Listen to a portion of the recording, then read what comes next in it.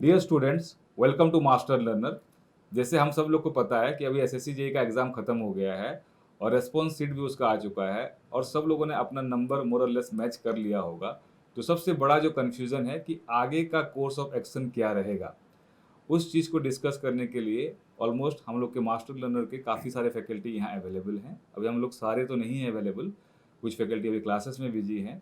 तो हम लोग यहाँ पे क्या करेंगे, जो इंडिविजुअल सब्जेक्ट है उसमें देखेंगे कि क्वेश्चंस के लेवल हार्ड, मीडियम, इजी में किस तरह से आया हुआ है और टेंटेटिव कट ऑफ किया जा सकता है इस बार, सो दैट आप लोग अपना आगे का कोर्स ऑफ एक्शन डिसाइड कर सकते हो।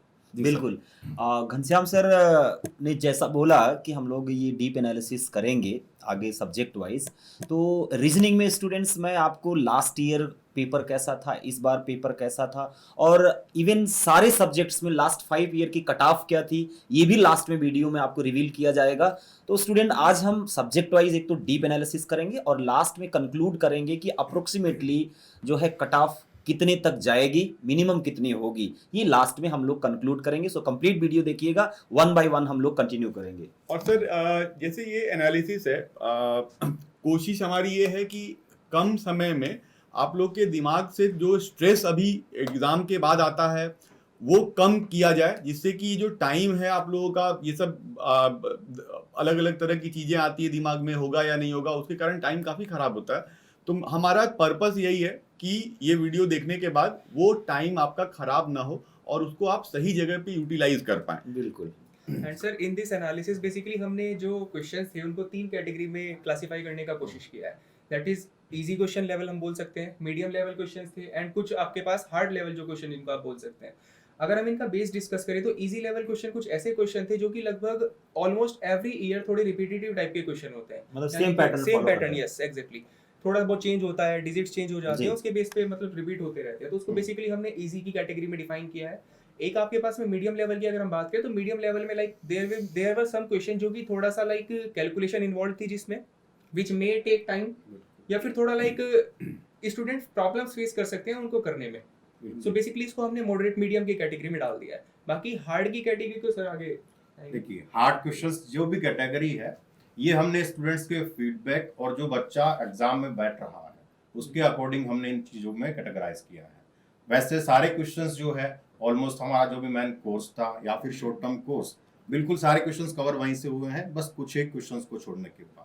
तो हार्ड क्वेश्चन का मतलब ये नहीं है कि वो पढ़ा हुआ नहीं है या फिर उसमें अगर हम जाते हैं तो गलती होने के चांसेस ज़्यादा है, लेकिन स्टूडेंट का जो माइंडसेट एग्जाम में रहता है और वहाँ पे उस माइंडसेट में जो सिली मिस्टेक्स, गलतियां हो जाती है या फिर हो सकता है कि थोड़ा सा कॉन्सेप्ट में आपको सोचना पड़े, उनको इस कैटेगरी में और सर किसी भी एग्जाम में कुछ क्वेश्चंस तो हमेशा ही ऐसे रहेंगे जो कि जिसके लिए आप प्रिपेयर्ड ना हो। एग्जाम बेसिकली ये चीज भी टेस्ट करता है कि एक ऐसा क्वेश्चन जो कि आपने पहले नहीं देखा था, वो छोड़ने के बाद आप अगला क्वेश्चन अच्छे से कर पा रहे, अटेम्प्ट कर पा रहे हैं या नहीं कर पा रहे, तो वो मेंटल स्टेट भी चेक होती है। तो ऐसे 5% के करीब के क्वेश्चन हर साल ही हर एग्जाम में ही ऐसे रहते हैं, तो उसके लिए बहुत टेंशन नहीं लेना चाहिए मुझे लगता है। I think Ghanshyam sir continue करना चाहिए कि one right bye sir. One.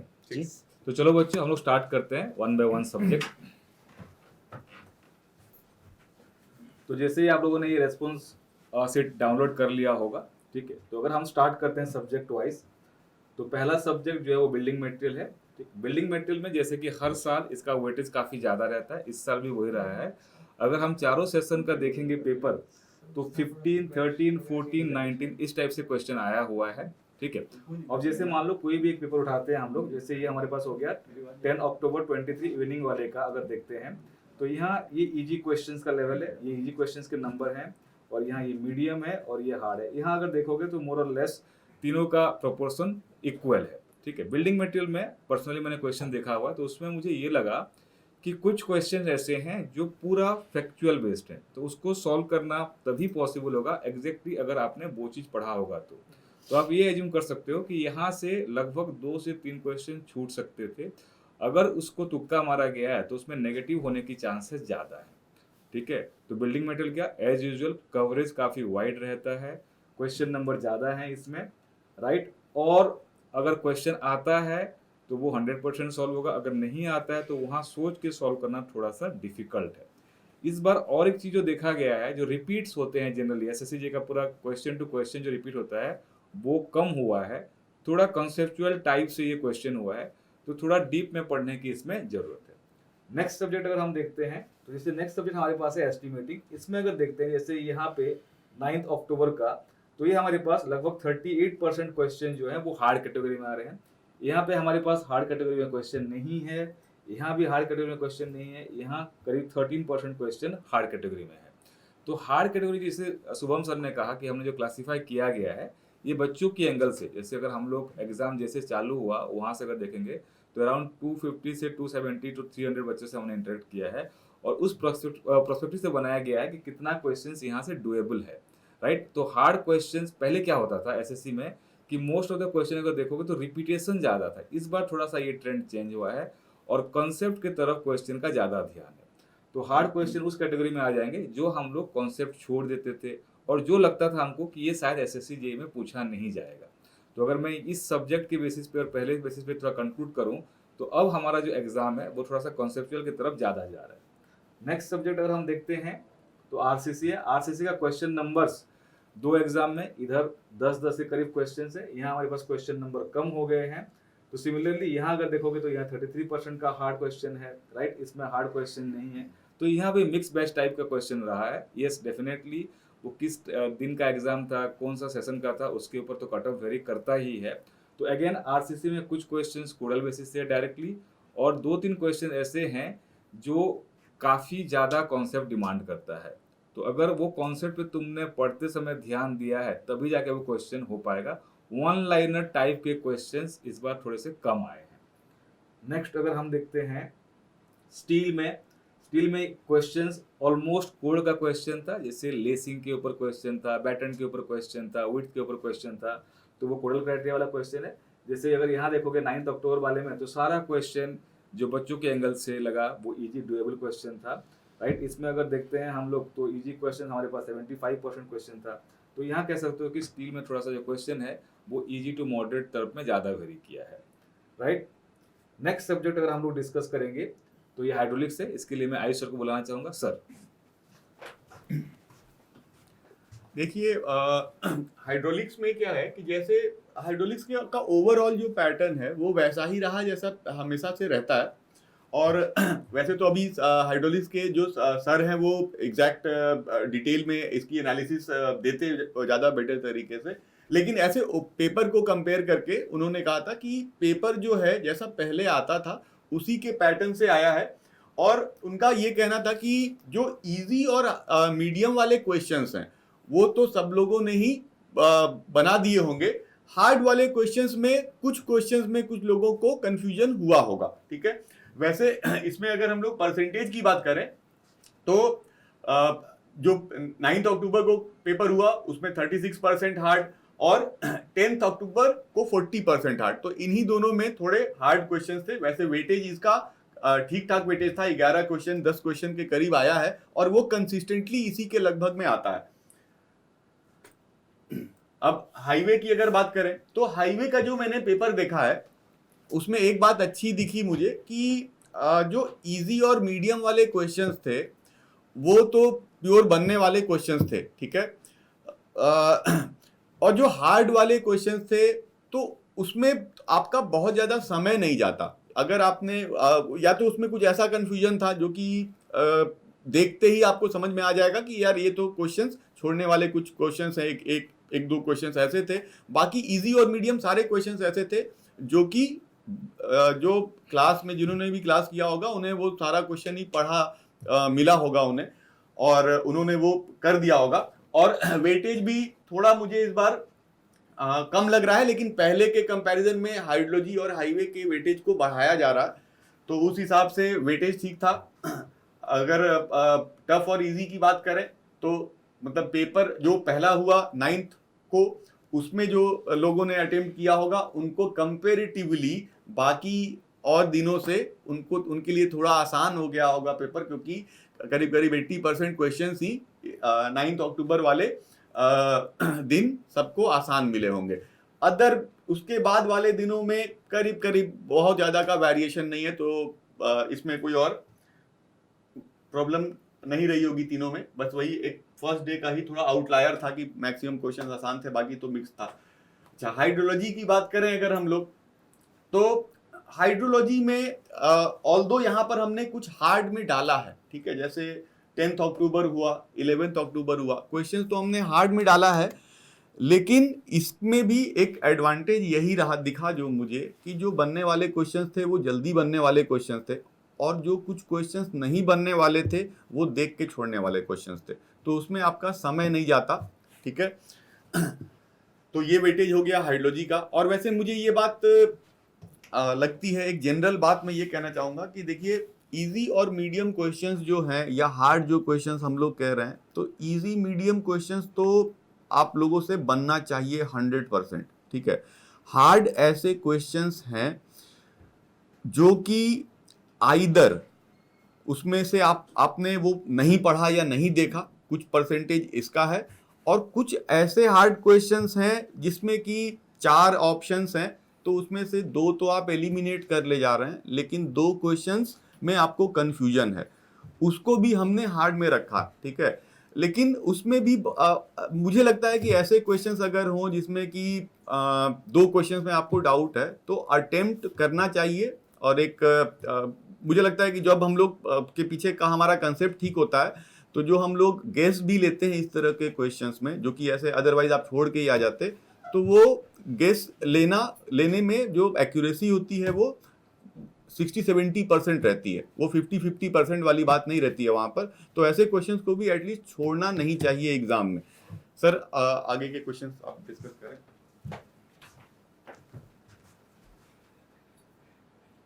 So next आपके पास में है इन्वायरमेंट। अब जैसे इन्वायरमेंट के हम वेटेज की बात करें तो लगभग अगर आप एक देखें तो लगभग कांस्टेंट आपको दिखाई दे रहा है कि भाई लगभग 9 से 10 क्वेश्चंस आपको इन्वायरमेंट में दिखाई देंगे। इन द प्रीवियस कुछ ईयर्स में अगर हम पैटर्न उठा के देखें इन्वायरमेंट का, तो इसका जो नंबर ऑफ क्वेश्चंस है वो थोड़ा सा इंक्रीज होता जा रहा है। यानी कि अगर आप प्रीवियस ईयर्स में देखिए थोड़ा नंबर ऑफ क्वेश्चन कम आते थे, बट कुछ टाइम से नंबर ऑफ क्वेश्चंस इन्वायरमेंट से इंक्रीज होते जा रहे हैं। बाकी इस बार जो हमने पेपर्स को देख के एनालिसिस किया, थोड़ा सा कुछ ऐसे टॉपिक्स हमें देखने को मिले जिनसे प्रीवियस ईयर्स में थोड़े कम क्वेश्चन पूछे जा रहे थे। लाइक जैसे यूट्रोफिकेशन ऑफ लेक्स के बारे में आप बात कर सकते हैं, पहले क्वेश्चन थोड़े कम आए, बट इस ईयर में या फिर लास्ट 1-2 ईयर में एनालिसिस हुआ है कि वहां से क्वेश्चन आपके पास पूछे जाने लगे हैं। न्यूमेरिकल पोर्शन की बात अगर करें तो न्यूमेरिकल्स थोड़ा सा इस साल कम थे। मोस्ट ऑफ द क्वेश्चन जो एज पर द पेपर देखा तो स्टेटमेंट बेस्ड थे, थ्योरी बेस्ड थे। साथ साथ एयर पॉल्यूशन का एंड नॉइस पॉल्यूशन का जो पोर्शन होता है उससे भी क्वेश्चन आपको दिखे। इवन अगर बात करें तो एयर पॉल्यूशन से लगभग आपके पास में 2 से 3 क्वेश्चन हमें एक सिंगल सेट के अंदर भी दिखाई दिए आपके पास। बाकी अगर इसमें जैसे देखें तो लगभग हार्ड का अगर हम बात करें मेनली लगभग आप यहाँ से वेटेज देख सकते हैं कि लगभग 30% तक हार्ड पोर्शन है, यहाँ पे बेसिकली 40% है, 38% और 25%। बेसिकली हार्ड पोर्शन रहेगा ही। जैसे मैंने बताया कि अगर थ्योरी की आपको एक बेसिकली बहुत अच्छी नॉलेज के साथ अब आपको जाना पड़ेगा। बहुत सारे कुछ टाइम पहले होता था कि ऊपर से चीजें करके हमारा काम चल जाता था, but in this year basically अगर आपको इन डेप्थ चीजें करनी कवर पड़ेगी। So after environment basically next subject जो आपके पास में होगा, yes that will be surveying. Surveying के बारे में घनश्याम सर थोड़ा डिस्कस करेंगे। देखो, ये सर्वेइंग का है। नंबर ऑफ क्वेश्चंस को अगर हम देखते हैं तो नंबर ऑफ क्वेश्चन तो लगभग सेम है, ये हर साल इसी पैटर्न में रहता है। 10 से 11 क्वेश्चन, 10 से 12 क्वेश्चन हमारा रहेगा ही, ठीक है। सर्वेइंग एक ऐसा सब्जेक्ट है, ये ऑलमोस्ट एक इंडिपेंडेंट सब्जेक्ट है, राइट। तो इसमें अगर हम लोग पढ़ते हैं इसको इंडिपेंडेंटली और उसके हिसाब से अगर वेटेज देखेंगे, टाइम कितना पढ़ना पड़ता है, तो वेटेज इसका अच्छा खासा है। और अगर हम लोग क्वेश्चंस की लेवल की बात करते हैं तो जैसे 9 अक्टूबर को देखते हैं तो यहाँ हमारे पास जो क्वेश्चन है वो अराउंड 75% क्वेश्चन हार्ड में है। और बाकी यहाँ अगर 10 अक्टूबर और 11 अक्टूबर का देखते हैं तो 46% हमारे पास आ गया है हार्ड में। यहाँ थोड़ा सा हार्ड का लेवल जो है, हार्ड के प्रोपोर्शन यहाँ पे कम है।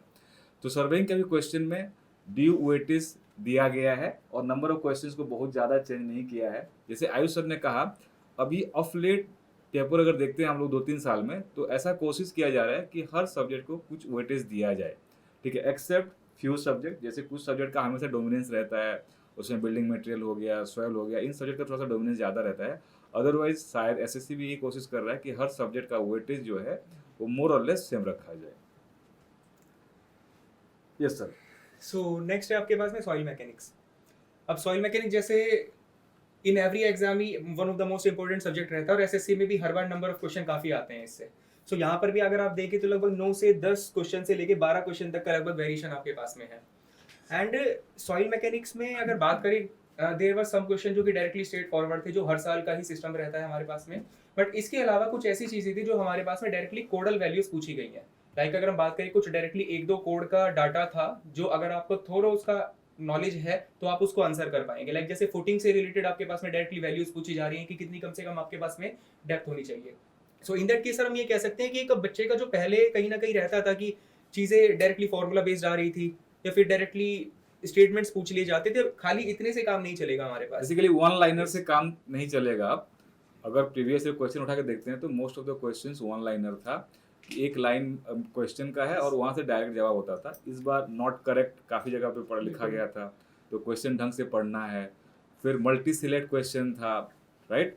तो थोड़ा सा कॉन्सेप्ट पे हमको फोकस करना पड़ेगा। एंड सर साथ में एक जो नया चेंज काफी इस बार देखने को मिला है कि पहले तक असर्शंस रीजनिंग की चीजें नहीं आती थी।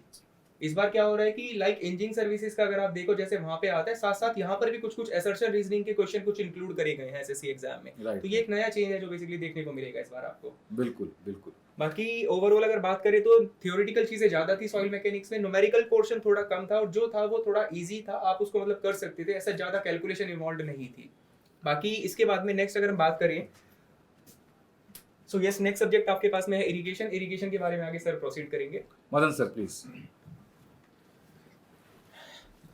इरिगेशन की बात करें अगर हम, तो देखिए वेटेज 12 क्वेश्चंस पहले वाले शिफ्ट में है, फर्स्ट डे वाला जो है, उसके बाद 7, 8, 8 और क्या 6, मतलब जो भी आपका पहले वेटेज था अराउंड उतना ही रहा है। एक शिफ्ट में थोड़ा ज्यादा पूछ लिया गया है। और जैसे हम पहले ही बात कर चुके हैं कि इजी, मॉडरेट, हार्ड, ये स्टूडेंट्स के पॉइंट ऑफ व्यू से है जो क्वेश्चन वो एग्जाम में अटेम्प्ट करने गए।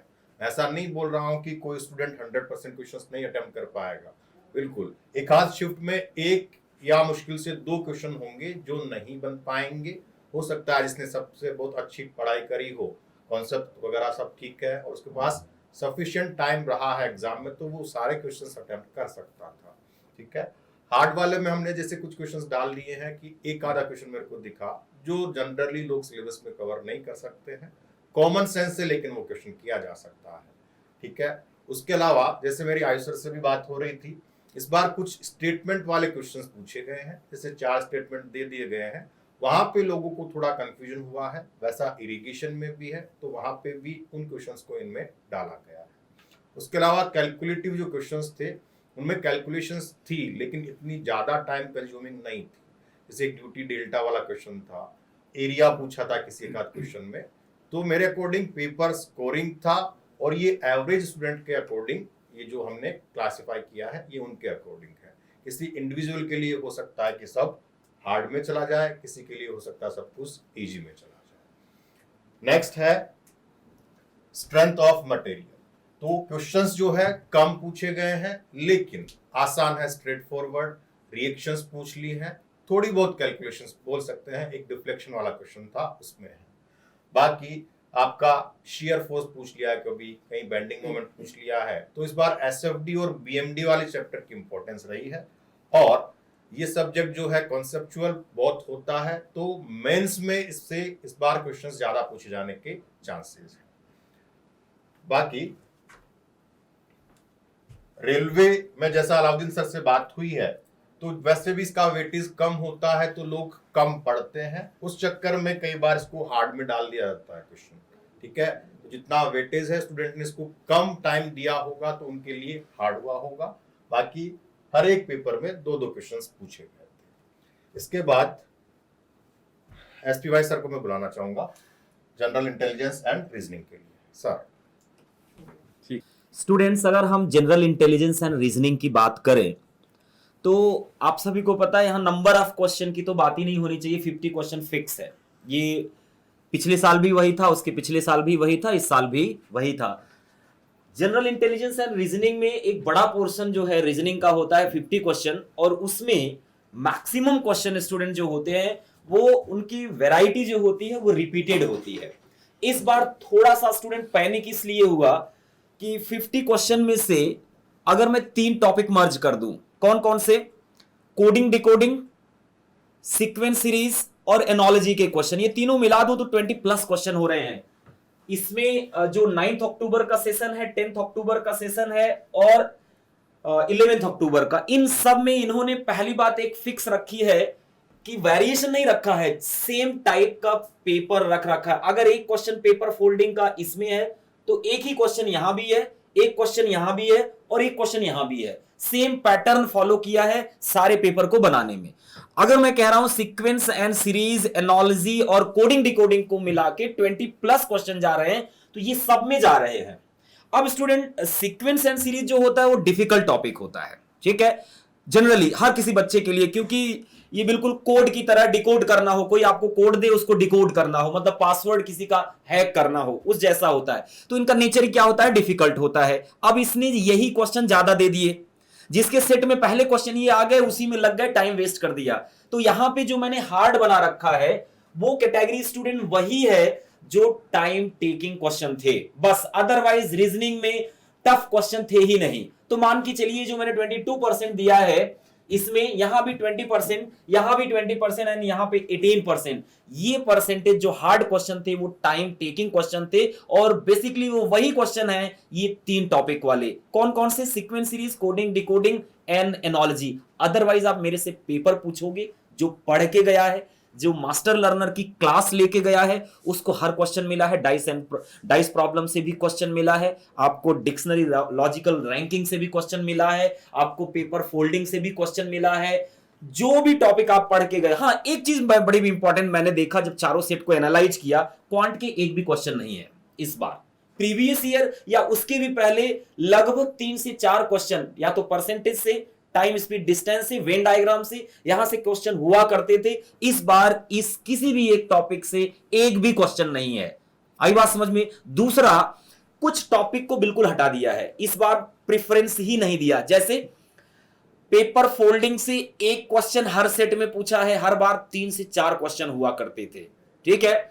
और डाइस प्रॉब्लम से 3 से 4 क्वेश्चन हुआ करते थे, इस बार क्या किया है, एक क्वेश्चन दिया है, किसी में 2 क्वेश्चन दिया है, बस। आई बात समझ में। तो एक बात जो नेक्स्ट ईयर के लिए बच्चे प्रिपेयर करने जा रहे हैं, मैं उनसे कहूंगा रीजनिंग को आप लास्ट टाइम में बस पढ़ने की आदत छोड़ दो, ठीक है। एक तो सब सब्जेक्ट को आपको क्या देना है, इक्वल प्रेफरेंस देना है।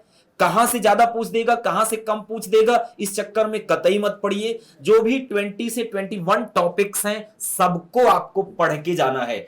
ओवरऑल अगर आप मेरे से पूछोगे इंटेलिजेंस एंड रीजनिंग कैसी थी, तो मैं कहूंगा ये पेपर जो बच्चा पढ़ के गया था उसके लिए कंप्लीटली पेपर इजी था। स्टिल कुछ क्वेश्चन ऐसे थे जहां पे आपको थोड़ा सा टाइम लग रहा था, वही हार्ड थे।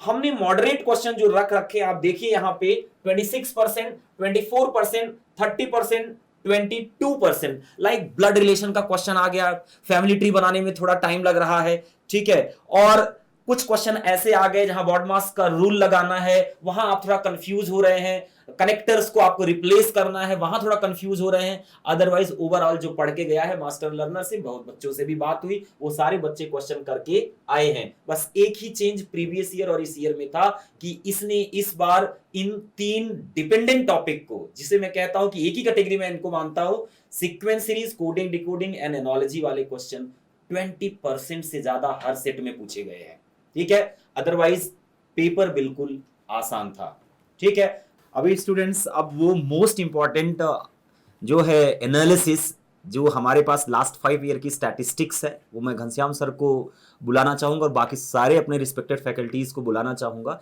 एक बार आप लोग आइए और घनश्याम सर प्लीज रिवील करिए वो इन्फॉर्मेशन कि अप्रोक्सीमेटली कट ऑफ कितनी जानी है। Thank you sir. तो बच्चों, अभी हम लोग थोड़ा सा देख लेते हैं कटअप का ट्रेंड क्या रहा है और हमारे एनालिसिस के हिसाब से इस बार क्या रहने वाला है।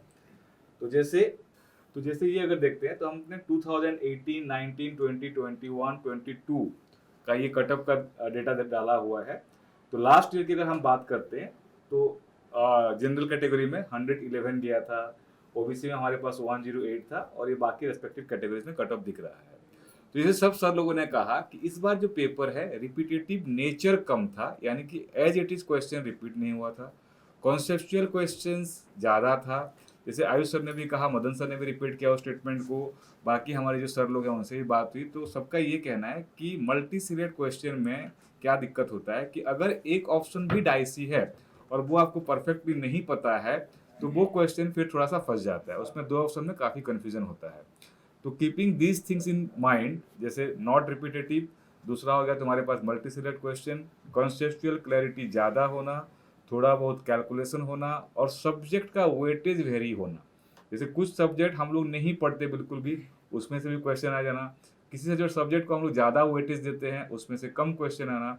इन सब फैक्टर्स को अगर हम दिमाग में रखेंगे और बच्चों की नज़र से देखेंगे, उस एग्ज़ाम सिचुएशन में उस टाइम में कैसा स्ट्रेस लेवल होगा, कैलकुलेशन एरर हो सकता है, कॉन्सेप्चुअल एरर हो सकता है, तो हम लोग का जो अंदाज है सर वो ये है कि लगभग 5% के आसपास कट ऑफ कम जाना चाहिए लास्ट ईयर के कंपेरिजन में।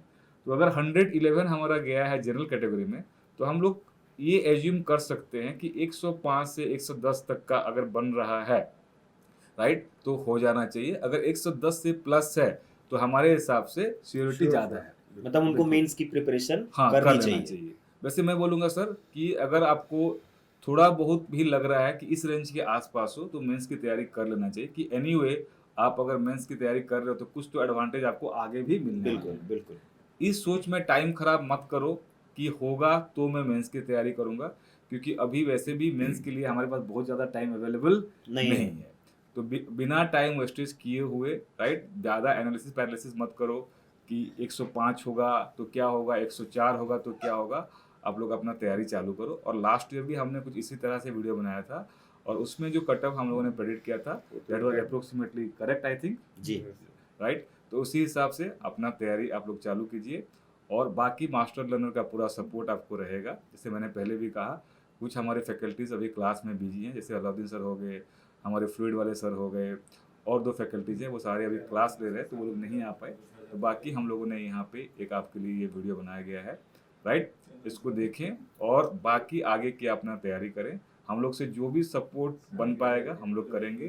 कुछ भी इन्फॉर्मेशन चाहिए आपको तो ऑफिस पे कांटेक्ट कर सकते हैं, एड्रेस वगैरह यहाँ पे आपको इस चैनल में मिल जाएगा, राइट।